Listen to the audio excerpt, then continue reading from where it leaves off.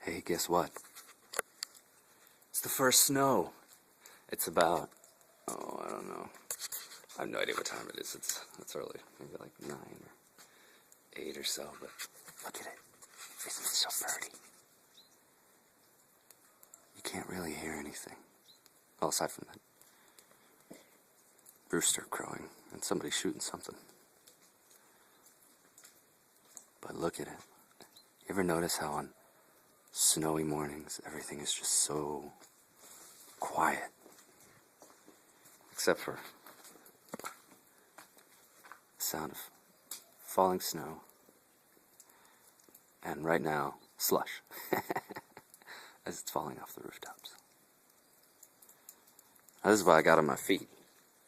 I just got a pair of flip-flops, so I'm not going to go trudging around in it right now. I need to get me some boots. So, hey, Georgia. Yay for snow. And happy good morning. I finally got myself an electronic blanket. Houses here don't, as far as I can tell, have no sense of central heating. So the people here, they rough it. They're all about roughing it. Whoa. See, there you go, there's another one. My host family, they have 1-inch thick wooden walls. And that ain't enough to keep anyone warm in this kind of weather, I tell you. They got no heater up there. They got no fireplace. I don't know how they managed to do that. That ain't protecting me at all. I'm not getting hit by snow. And there's all this wood hanging outside the house. I don't know what it's doing there, but it's there. Well, so far I have gotten food poisoning. I just got over that. Just got out of the hospital. Let that be a lesson to you. Oops, that's a string. If you see food and it's meat and it's been sitting out for more than a few hours, don't eat it. That's what I did. See, it's not over here. I know it's not over here because I've asked other families in the area, but my family does not know that once food is done being eaten, it goes in the refrigerator.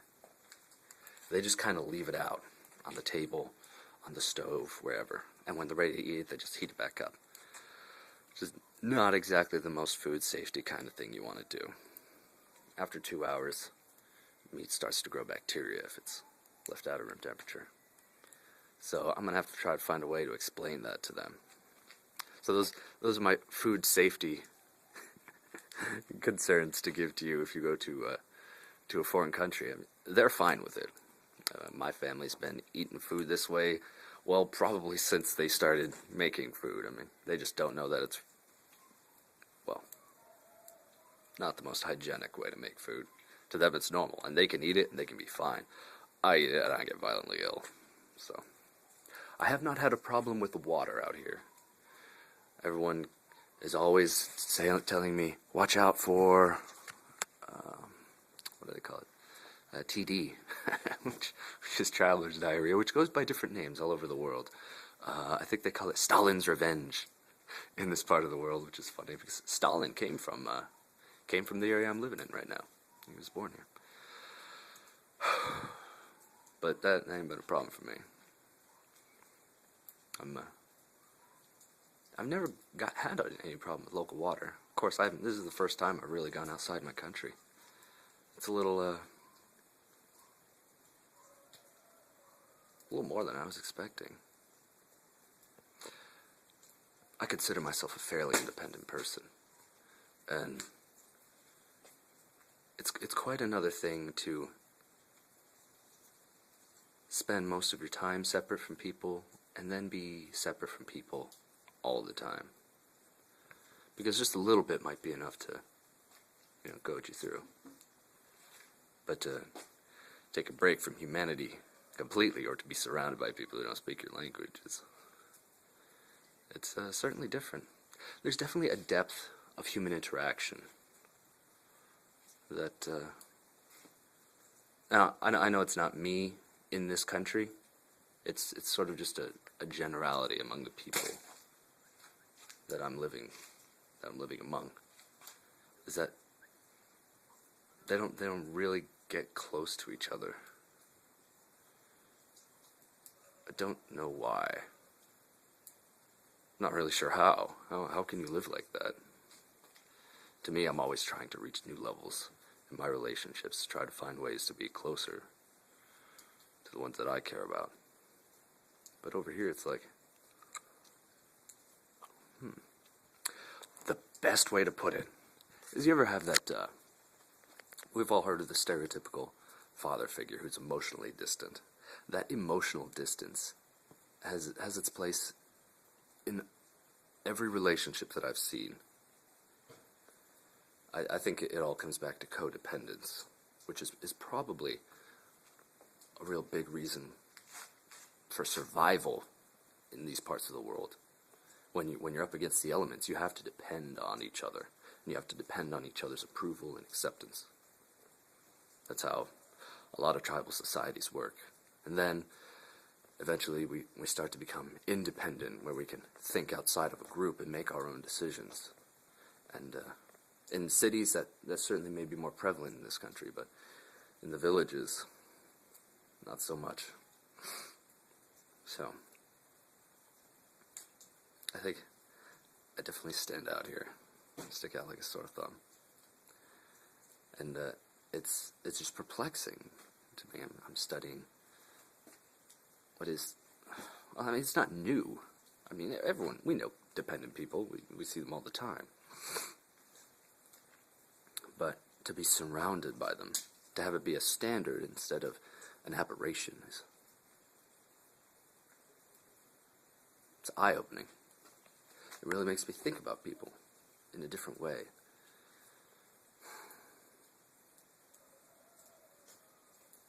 Certainly getting an education out here. And right now we have no electricity, which I suppose makes sense, because in New York, which is where I come from New York, when we get snow like this, electricity goes out a lot. I wonder how well these people handle it. I know in places like Arkansas, if you get 2 inches of snow, everyone freaks out. Everyone goes off the road. People die. But in New York, people get like 1 foot of snow, they're like, fuck it, I'm going to work. Yeah. These people probably aren't like that. Although, I mean, they complain. They complain like nothing. I mean, they're all sitting there bundled up in their scarves and their hoodies, and they're whining about it for sure, but they tough it out. It's amazing what people can put themselves through if they determine that there is no other way to go about it.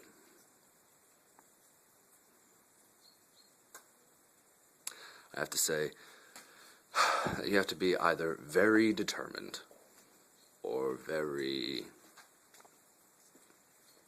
what's the word? Stubborn. Stubborn. To live like this your whole life. It's very, without what I think Americans would consider necessities. Things like heat and running water are necessities. Out here, it's quite possible to not have those things. I mean, most houses have a minimum of electricity, but all of it's sort of jerry-rigged. It looks like there are no electricians or plumbers out here. There's just everyone doing their thing and using, the knowledge that they learned from their neighbors. So everything here does. I mean, here, just an example. Take a look at this light. See, I mean, there's no fixture there, and then it's sort of taped together, and it's hanging there, and that's how all the wiring is done in the house. It's sort of just tacked to the wall, and that's how they rock it. It's fascinating seeing a different standard of living, and how it is normal. And in America, if I were to see something that over here is considered normal, I'd be like, this house is falling apart. This is what we would call a distressed property.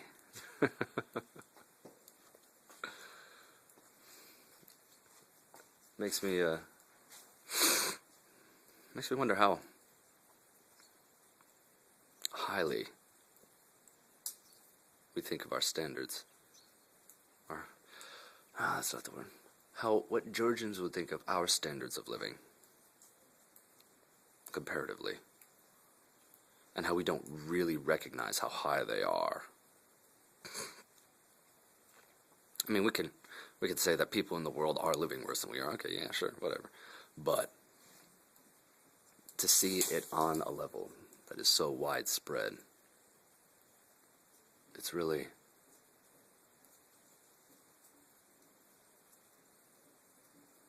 changes the way you see the world. Changes the way you see the human living condition. Because I don't know if you sense this at all, but there's definitely a sense of judgment towards those who have less in America. We very much value each other on the value of our material possessions. And when you see how little people live with out here, and how universal it is, and how accepted it is to live with so little, you start to put together the human condition in a little more than wants and materialism. It becomes about many other things. The indomitable nature of the human spirit to go out somewhere and put down something, even if they don't really know what it's going to be. And there's definitely that attitude out here of, I'm going to do it. Because everything looks like it's been homemade. Everything looks like it's been hand done. I've seen toilets that it looked like people literally have made themselves out of whatever they could find. Yeah, that's improv right there. Yeah, sounds like a dog's being killed. That's painful. Well, that is my morning snow talk. I really just wanted to show y'all the snow, and I ended up rambling forever. But this is one more shot of the snow. Isn't it pretty? I haven't seen snow for 2 or 3 years. Since I left New York. It looks nice. Can't say I'm sad to see it, but I'm sure that in a week I'll hate it. Which is probably not the most positive attitude to have. I just really need to get myself some boots. Oh, if you're coming to this country, this is another thing. If you are large, I am large, and you're coming to this country, make sure you have a clothing source picked out ahead of time. Because I cannot find boots or shoes in my size. I can't find clothes in my size. Can't find anything in my size. I mean, and I'm not super large. I'm just a little above average. And they don't have size 12s. Shoes here go up to like, I mean, they're in 40s here, which is weird. They're in like, 20, 30, 40. And the largest shoe I've seen is 43. So they don't have, I haven't seen any size 45s or 47s, which is what I am. So I'm just a couple of centimeters off, or whatever measurement they're using for that. So that's another little side note. If you're going to travel to Georgia, if you're a big guy, bring clothes. All right, internet. That's my, what should I call this? Talking in the snow? Rambling in the snow? I'm dreaming of a white Christmas. I like that song. It's definitely going to be a white Christmas here. Take care, interwebs.